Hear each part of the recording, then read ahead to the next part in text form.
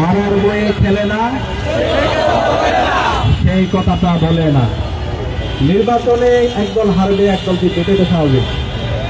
কিন্তু তাই বলে নির্বাচন কমিশনের সামনে দাঁড়িয়ে মত তৈরি করে কোলাই বিপ্লব পরবর্তী 4 কোটি তরুণ আছে, তরুণদের বিরুদ্ধে অবস্থান নিয়ে নির্বাচন বন্ধ করে দিবে, সেটা ছাত্র সমাজ মেনে নিবে না।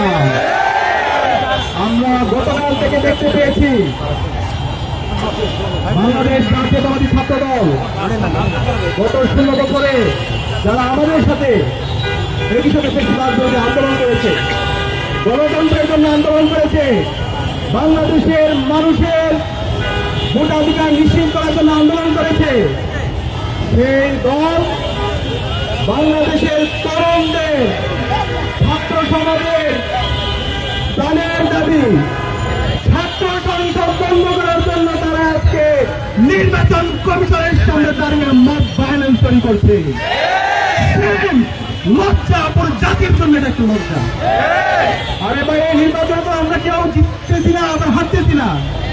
এই নির্বাচনের মাধ্যমে জুলাইয়ের প্রজন্ম জিতছে, এখানে কোন একক দল অথবা একক কোন ছাত্র সংগ্রাম জিতছে না। জুলাইয়ের যে প্রজন্ম তৈরি হয়েছে তারাই জিতছে। কেন আপনারা এই জুলাইয়ের প্রজন্মের বিরুদ্ধে অবস্থান গ্রহণ করছেন? আমরা কিছু দেখতে পেয়েছি আজকেও সেই রাজনৈতিক দল এবং তাদের মালা সংগ্রহের নির্দেশে একইভাবে নির্বাচন কমিশনের সামনে অবস্থান গ্রহণ করেছে, একই সাথে তারা মত তৈরি করছে। তাদের একটা দল জাতীয়তাবাদী আইনজীবী ফোরামকে পাঠিয়েছে হাইকোর্টের মধ্যে, এবং সেখানে প্রভাবিত করে যে রায় এসেছে সেটা একটা পথভ্রষ্ট রায়। সেই রায়ের মাধ্যমে শিক্ষার্থীদের যে অধিকার, সে অধিকার থেকে তাদেরকে বঞ্চিত করা হয়েছে। আমরা ঢাকা বিশ্ববিদ্যালয় কেন্দ্রীয় ছাত্র সংসদ এবং ফেসিবাদ বিরোধী সকল সংগঠনের পক্ষ থেকে এই রায়কে ঘৃণ্যভাবে প্রত্যাখ্যান করছি। আমরা অনুরোধ করব প্রধান বিচারপতি থেকে শুরু করে বিচার বিভাগে যারা আছেন, বিগত ফেসিবাদী আমলে যেভাবে আমরা লিখতে পেয়েছি, ফেসিবাদী হাসিনা এবং তার কুশলরা এই বিচার বিভাগকে কলঙ্কিত করার চেষ্টা করেছে। এই জুলাই বিপ্লব পরবর্তী নতুন বাংলাদেশে আবার যদি কেউ বিচার বিভাগকে কলঙ্কিত করার চেষ্টা করে, ছাত্র জনতা বরদাস্ত করবে না। আমাদের অবস্থান পরিষ্কার। শিক্ষার্থীদের যে ছাত্র সংসদ নির্বাচনের যে তারিখ নির্ধারিত হয়েছে 4 নির্ধারিত সময়ের মধ্যে নির্বাচন হতে হবে। 10 কোটের মধ্যে শিক্ষার্থীরা দাবি নিয়ে আইনজীবীরা গিয়েছে, আমরা শুনতে পাচ্ছি তাদেরকে অসহযোগিতা করা হচ্ছে। যারা অসহযোগিতা করছেন তাদের বিরুদ্ধে আমাদের প্রতিবাদ প্রতিরোধ জারি থাকবে। এই নতুন বাংলাদেশে প্রতিটি ক্যাম্পাসে শিক্ষার্থীদের নির্বাচিত প্রতিনিধিরাই প্রতিটি ক্যাম্পাসে নেতৃত্ব দিবে ইনশাআল্লাহ। এই জায়গায় যদি কেউ ব্যবসায় করতে চায়, সেই যতই শক্তিশালী হোক, তার বিরুদ্ধে বাংলাদেশের সকল মানুষরা, 4 কোটি ছাত্র সমাজ, তারা তাদের প্রতিবাদ প্রতিরোধ জারি রাখবে। সেই যাত্রা চলমান থাকবে, এবং এই যাত্রায় এই গণতন্ত্রের চর্চা কেউ যদি বাধা তৈরি করতে চায়, তাহলে বাংলাদেশের ফেসিবাদের পরিণতি যে হয়েছিল তার চাইতে খারাপ পরিণতি আপনাদের হবে। আমি অনুরোধ করব বাংলাদেশের সকল ছাত্র সংগঠনগুলোকে, ফেসিবাদ বিরোধী যারা আন্দোলন করেছে তাদেরকে, যারা নির্বাচন বানচাল করার চেষ্টা করছে, যারা মব ভায়োলেন্স তৈরি করার চেষ্টা করছে, যারা শিক্ষার্থীদের অধিকার থেকে তাদের হরণ করার চেষ্টা করছে, তাদের বিরুদ্ধে আপনাদের প্রতিবাদ প্রতিরোধ জারি রাখতে হবে। আমরা আশা করছি 4 যে নির্বাচনের তারিখ হয়েছে, সেই নির্ধারিত তারিখে নির্বাচন হওয়ার মাধ্যমে বাংলাদেশের গণতন্ত্র বিজয় হবে ইনশাআল্লাহ। ইনকিলাব জিন্দাবাদ।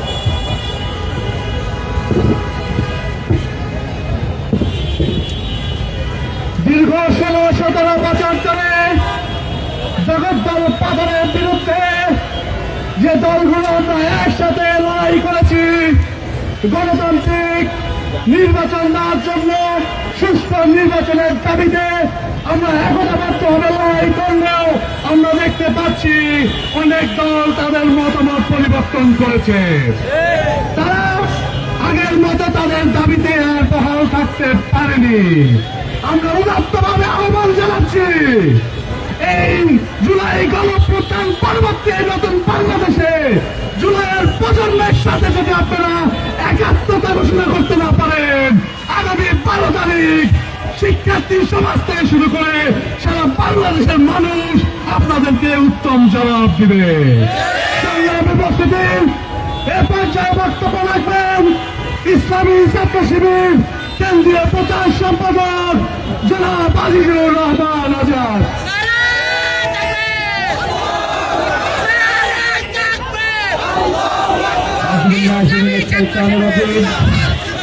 বিসমিল্লাহির রহমানির রহিম। ইন্নাল হামদুলিল্লাহ ওয়াসসালাতু ওয়াসসালামু আলা রাসূলিল্লাহ। সংগ্রামী উপস্থিতি, আপনারা জানেন জুলাই অভ্যুত্থানের 9 দফা দাবির অন্যতম দাবি ছিল এদেশের ছাত্র রাজনীতি হবে ছাত্র সংসদ ভিত্তিক।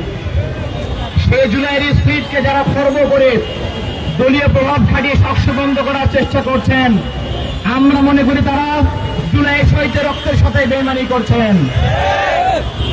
আপনারা ছাত্র জনতার সাথে বেইমানি করছেন। সংগ্রামী উপস্থিতি, আপনারা দেখে থাকবেন এদেশে কোনো ধরনের নির্বাচন চায় না ভারতীয় আধিপত্যবাদ এবং তাদের দালাল আওয়ামী লীগ। কিন্তু আমরা বুঝি না বিএনপি কেন ভারতের শুনে কথা বলে তারা ছাত্র সংসদ নির্বাচন চায় না। তারাই মূলত ছাত্র সংসদ চায় না যারা জুলাইকে ধারণ করতে পারে না, যারা শিক্ষার্থীদেরকে ধারণ করতে পারে না, তারাই মূলত এই নির্বাচনগুলো চায় না। বিএনপিকে বলতে চাই, শিক্ষার্থীর ভাষা বুঝুন, সভাতে ফিরে আসুন, নইলে আগামী দিনে রাজনৈতিক অঙ্গনে আপনারা কোনো বন্ধু খুঁজে পাবেন না। আমরা খুব ভালো করে খেয়াল করেছি ছাত্র দলের শাসনের অবস্থান অত্যন্ত ন্যক্কারজনক। আমরা ছাত্র সমাজ তাদের জন্য লজ্জিত হচ্ছে বারবার। আপনারা খেয়াল করে দেখবেন কোন ছাত্র সংগঠনে কাজ হতে পারে না ছাত্র সংসদের বিরুদ্ধে অবস্থান নেওয়া, কিন্তু আমরা দেখেছি ছাত্র দল নেতৃত্ব করে লোক ভাড়া করে এনে ইসির সামনে 2 দিন ধরে মাপবাজি করে সাক্ষী বন্ধ করার জন্য পায়তারা করছে। আমরা বলতে চাই ছাত্র দল সময় থাকতে সুপথে ফিরে আসেন, নইলে আগামী দিনে প্রত্যেকটা ক্যাম্পাসে শিক্ষার্থীরা আপনাদেরকে বয়কটের ডাক দিবে দেখবেন। আমরা বলতে চাই ছাত্র দলের কাজটা আসলে কি? আপনারা ওয়েলফেয়ার পলিটিক্স বোঝেন না, ছাত্র সংসদ চান না, শিক্ষার্থী বোঝেন না, তাহলে আপনারা চানটা কি? আপনারা কি চান ঢাকা কলেজের আশপাশে চাঁদাবাজি করতে, ঢাকা বিশ্ববিদ্যালয়ের সাথে সাথে গানটা পাঠিয়ে দিতে? আপনারা কি চান জাহাঙ্গীরনগর বিশ্ববিদ্যালয় ভালোভাবে মদ বিক্রি করতে? নাকি আপনারা স্মার্ট সেমিং করে প্রেমিং করার মাধ্যমে আপনারা নতুন করে অপরাজনীতি করতে চান? নাকি 90-এর মতো করে হাওয়া লাগিয়ে আপনারা ক্যাম্পাসগুলোতে আবারও নতুন করে গেস্ট বদলন কালচার আপনারা চালু করতে চান? আমরা আপনাদের রাজনীতির কোনো সঠিক উত্তর পাচ্ছি না। বিগত 1.5 বছরে জুলাই অভ্যুত্থানের পরে আমরা এখন পর্যন্ত ছাত্র দলে কোনো গঠনমূলক কার্যক্রম দেখি নাই। তারা শিক্ষার্থীদের সামনে তাদের রূপরেখা প্রণয়নে সম্পূর্ণ পরিমাণে ব্যর্থ হয়েছে। সংগ্রামী উপস্থিতি, টিভি খুললেই দেখা যায় বিএনপির নেতারা বড় বড় গল্প করেন ছাত্র সংসদ নির্বাচনের প্রভাব জাতীয় নির্বাচনে পড়বে না। তাহলে কেন আপনারা নির্লজ্জের মতো করে আজকে হাইকোর্টে গিয়েছিলেন সাক্ষী বন্ধ করার জন্য? আপনারা দেখে থাকবেন পেশি শক্তি ব্যবহার করে রাজনীতি প্রভাব খাটিয়ে সাক্ষী বন্ধের জন্য বিএনপি যা করছে তা অত্যন্ত ন্যাক্কারজনক। এদেশের কোনো জনগণ এটা মেনে নিতে পারছে না। আপনারা দেখে থাকবেন আজকে সকালবেলা সাতশো থেকে দায়িত্বপ্রাপ্ত 8 জন বিএনপি পন্থী শিক্ষক পদত্যাগ করেছে। তারা বলেছে সাতশোতে নাকি কোনো আমেজ নাই, তাদের মন খারাপ, মন ভালো লাগে না, তাই পদত্যাগ করছি। এই পর্যন্ত আপনারা শিক্ষক হয়েছেন, আপনাদেরকে আমরা ধিক্কার জানাই। সংগ্রামী উপস্থিতি, আপনারা দেখে থাকবেন ছাত্রদল গত 2 দিন ধরে টাকায় কিছু লোককে ভাড়া করে এনে ঈদের সামনে মব করা শুরু করেছে। ইতিমধ্যে শুধু তাই না, বিএনপির একদল আইনজীবী সকাল থেকে হাইকোর্টে গিয়ে পড়ে আছে, ওরা সাক্ষী চায় না। শুধু তাই না, অ্যাটর্নি জেনারেল পর্যন্ত তার দপ্তর থেকে তথ্য পাঠানো হয়, সবসময় বন্ধ করতে হবে। আপনাদের দলীয় এমন নির্লজ্জ কার্যক্রমকে আমরা ধিক্কার জানাই। সাথে সাথে আমরা বলতে চাই, আপনাদেরকে বলতে চাই, ইতিমধ্যে আপনারা নৈতিকভাবে পরাজয় বরণ করেছেন।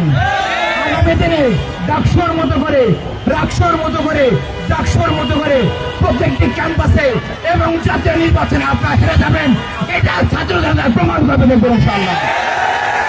সংগ্রামে উপস্থিতি আমরা বলতে চাই, ইন্টারিম সরকারকে সাকসু নিয়ে তালবাহানা বন্ধ করেন। যদি বন্ধ না করেন, ইতিমধ্যে আমরা ঘোষণা দিয়েছি আগামীকাল থেকে লাগাতার দেশব্যাপী আমরা কর্মসূচি দিতে বাধ্য হব।